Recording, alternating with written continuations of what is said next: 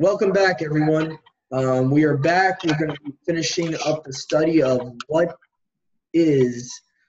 are actually stars according to Scripture, and show you how they are angels. And now we're going to get to the part where it talks about the stars falling from heaven and all that. My sister Shoshana, if you would like to read Mark chapter 13, verse 25.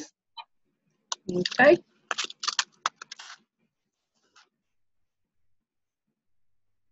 And the stars of the Shemaim shall fall, and the powers in the Shemaim shall be shaken.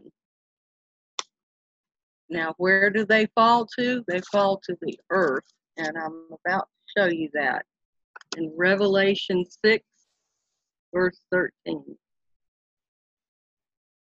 And the stars of the Shemaim fell to the earth, as a fig tree drops its unripe figs, being shaken by a strong wind. Now, if they were big, on fire balls of gas, do you think we'd have an earth left? No way. If all those stars fell to the earth and they were balls of burning gas, there's no way we'd have an earth left. But because they are messengers, we will continue to have the earth. And yeah, and you would have no human living if that's the case. No human would live through that. So, no. So yeah, they are angels because it makes more sense that the stars falling from heaven are angels, the bodies that give light, the luminaries, heavenly bodies, whatever you want to call them, they're angels.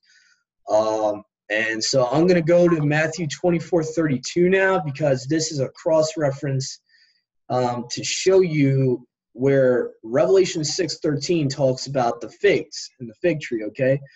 This is a fulfillment that is going to happen in the end times with what Yahusha is talking about. And he talks about learn the parable of the fig tree in Matthew 24:32, which actually he's quoting from the book of Isaiah for anyone that's interested. He's actually quoting from the prophet Isaiah when he talks about the fig tree, the figs.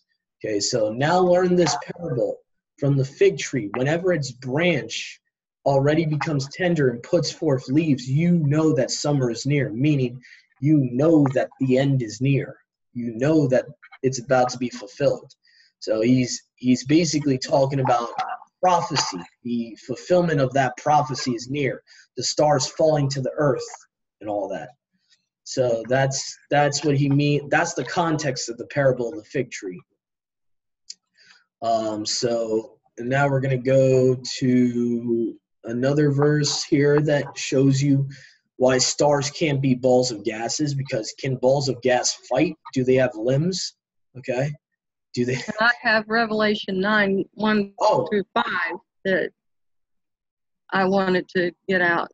Oh, my bad. Okay, I thought you were... Simply because this shows you the same thing, that stars are messengers or angels. And the fifth messenger sounded, and I saw a star from the Shemaim, which had fallen to the earth. Now, if even one star fell to the earth, let's face it, we wouldn't be here.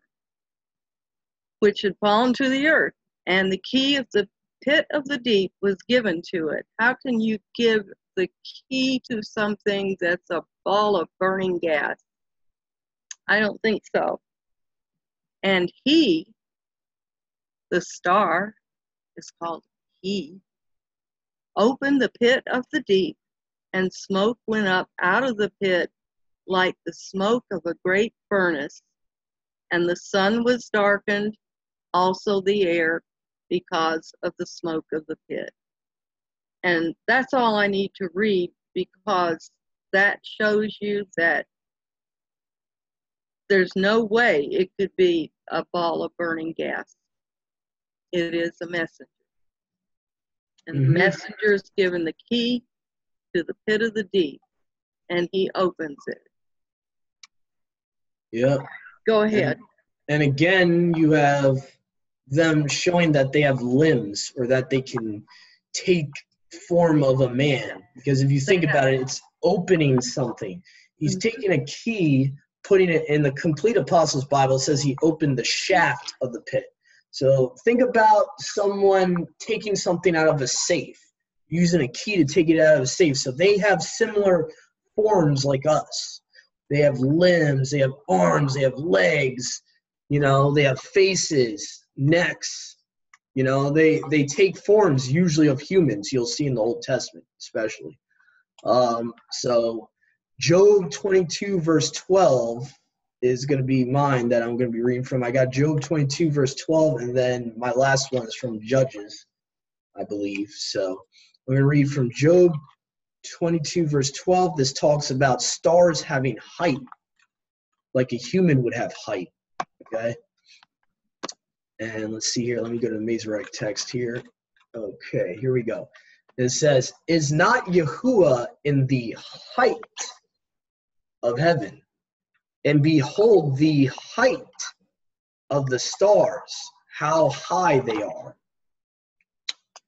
Now think about it. So you got tall. These messengers, these angels, these Malachim are tall beings of light. So that's basically, if we take that literally, how can you get that from a ball of gas? There's no way to get that from a ball of gas. So that was Job 22 verse 12, and now I'm going to be reading for the last verse we have here, Judges chapter 5 verse 20. Now I'm going to ask you a question. Can a ball of gas fight something, make war with something? That's something you should be thinking about. Okay, it says Judges chapter 5 verse 20, "They fought from heaven. The stars in their courses or orbits fought against Sisera." Okay, so they're like warriors. Okay, that's why they're called the armies of heaven, the stars. Okay, so they're fighting against whoever Sisera is. It's probably another army. It's probably a lot of times Yahuwah will send his heavenly army to earth to help out the Israelites. So it could have been humans they're fighting against. It could have been maybe other principalities like the Prince of Persia, possibly. You could have tube stars versus the wandering stars. Who knows? All I know is that it's talking about stars fighting. You can't have a ball of gas fighting. That's impossible. So that's the last verse I have for you guys today. Hopefully. Okay, I'm going to just bring in something else here, because we're talking about stars being able to fight. Well, in Revelation 12 verse 4, we saw how Satan's tail grabbed a third of the stars of heaven and threw them down to the earth. Well, in verse 7, it says, "And there came to be fighting in the Shemayim. Michael and his messengers fought against the dragon and his messengers." And that tells you that they are messengers and not stars. Not in the way we think of stars. They are stars, but stars are messengers. Mm-hmm. I just wanted to bring that out. Yeah, it says there was war in heaven. So you had Michael the archangel and his messengers against the devil, the dragon, and his messengers, his angels. So that is the context in the earlier part of the chapter that Shoshana read in verse 4, when it talks about his tail cast a third of the stars. So even in Revelations 12, they're coupling verse 4, angels, messengers, that term, with stars later on in verse 9. So a lot of times Scripture will couple stars and angels together, just like the new moon is coupled with the Sabbath day, because there's a similarity between it and because it's a day of rest. That's a whole nother topic, but it's kind of similar in that type of way, where you got stars and angels always coupled together because they're literally the same thing. And sometimes they're even defined as angels depending on, oh, I can't believe I forgot. Well, I forgot one from Job where it shows that stars are angels. This is the big one. Read it. This is the only one in the Septuagint. It's in the Septuagint. You can only get this, really. Job 38 verse 7 says, when the stars were made, okay, context, when he made the stars, all my angels praised me with a loud voice. So think about it. The context is he made the stars. Once they were created, they worshiped him. That's the context there. So angels and stars are the same thing, according to Job 38:7 in the Septuagint. So, I mean, there's tons of scriptures that show this. These are just a few. So I would say the most obvious ones would be Job 38:7, and other ones we read like Revelations 1:20, Sister Shoshana read. Those are like obvious ones. But a lot of these scriptures, you should see a common theme in this. Okay?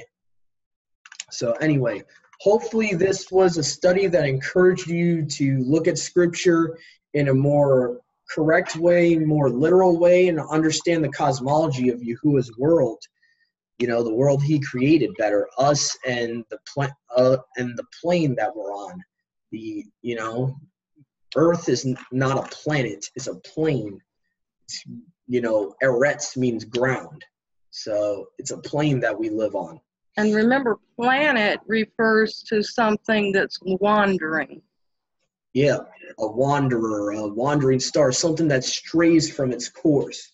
That's probably why they were named Wanderer, because they would see up in the sky at night, and some of the stars would go away from their appointed place in the sky, which Enoch actually talks about. So hopefully this helped you understand more and this topic better, and kind of unlearn the heliocentric universe that we've been taught in school. And hopefully this will lead you to the truth of the flat earth even. Hopefully this will lead you to want to research for yourself about that. So from me, my sister Shoshana, and brother Dennis, to our brothers and sisters out there, hopefully you enjoyed this study, and hopefully you enjoyed studying with us today. Shabbat Shalom. Shabbat Shalom.